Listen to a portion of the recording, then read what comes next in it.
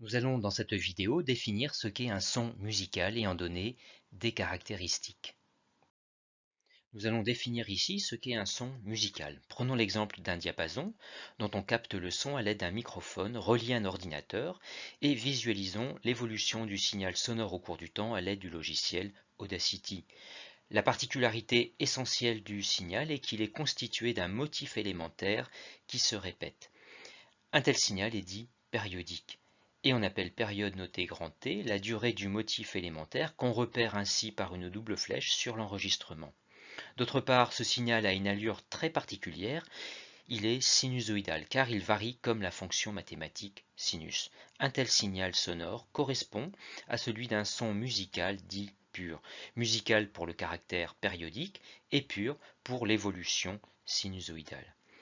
Visualisons cette fois l'évolution temporelle du signal du son émis par une guitare. Celui-ci est complexe, car non sinusoïdal, mais on y reconnaît un motif élémentaire qui se répète, même s'il ne reste pas rigoureusement le même. Le signal peut donc être néanmoins considéré comme périodique. Le son correspondant est donc qualifié de musical, mais cette fois-ci complexe. Plutôt que de parler de période du son, on parle de fréquence du son, notée F, et qui est par définition l'inverse de la période. Et dans cette formule, la période grand T est à convertir en secondes pour avoir une fréquence exprimée en Hertz. Nous allons voir ici comment déterminer précisément la fréquence d'un son, sur l'exemple du son de la guitare. La fréquence sera calculée avec la formule précédente grâce à la mesure de la période sur l'enregistrement, c'est-à-dire la durée d'un motif élémentaire. Mais pour plus de précision, on va en réaliser une mesure en faisant une moyenne sur 3 périodes. Pour connaître la durée 3T, on fait un schéma réalité. Sur le schéma, 3T correspond à une longueur de 15,2 cm qu'on mesure à la règle, longueur qu'on reporte ici dans le tableau.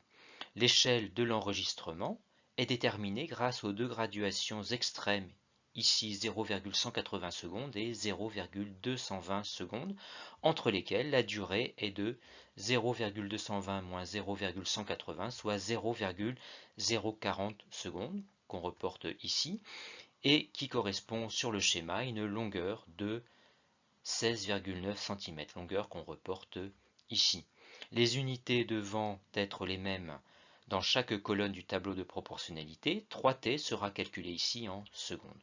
On pose le produit en croix qui donne 3T égale 15,2 fois 0,040 divisé par 16,9.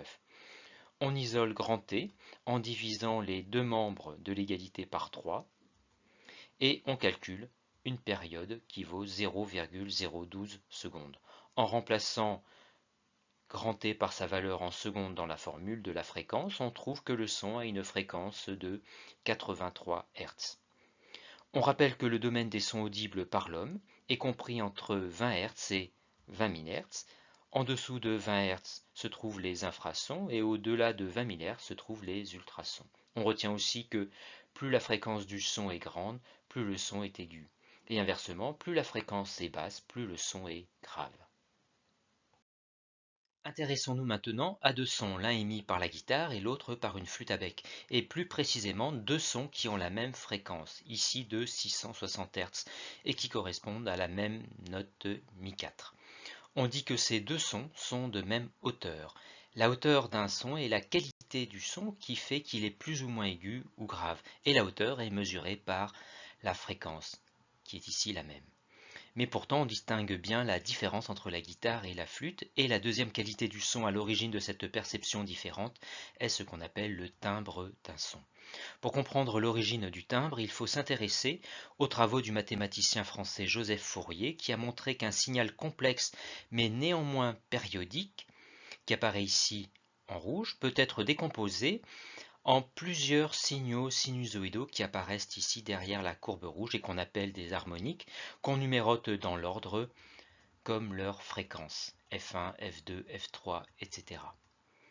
Et ce qui est remarquable, c'est que leurs fréquences sont multiples de la plus basse, c'est-à-dire F1, la fréquence du premier harmonique, ce qu'on peut généraliser en écrivant que la fréquence de l'harmonique de rang n est égale à n fois la fréquence du premier harmonique F1, avec n un entier positif.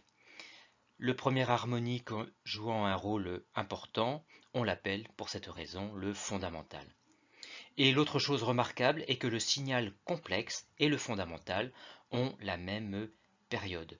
Autrement dit, ils ont la même fréquence. La décomposition d'un signal complexe en ces harmoniques s'appelle un spectre. Ce résultat général s'applique en particulier au son et signifie donc qu'un son complexe de fréquence f est composé de sons purs, c'est-à-dire correspondant à des signaux sinusoïdaux, qu'on appelle ici harmoniques, et dont les fréquences sont toutes multiples de celles du son complexe. Revenons à nos deux sons de même hauteur et réalisons grâce au logiciel Audacity leur spectre sonore. Et analysons en premier celui de la guitare. Le premier pic qui apparaît dans le spectre, c'est-à-dire l'harmonique de plus basse fréquence, est le fondamental dont la fréquence de 660 Hz est bien celle du son. Le deuxième pic dont la fréquence est le double de celle du fondamental, soit 1320 Hz, est le deuxième harmonique. Le troisième pic dont la fréquence est le triple de celle du fondamental est l'harmonique numéro 3. Le quatrième pic dont la fréquence est 4 fois celle du fondamental est l'harmonique numéro 4.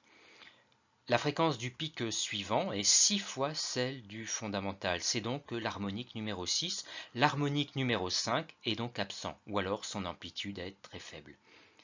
Analysons maintenant le son de la flûte. On y repère facilement le fondamental à 660 Hz, car c'est le premier pic, mais on ne retrouve cette fois-ci que les harmoniques 2 et 3.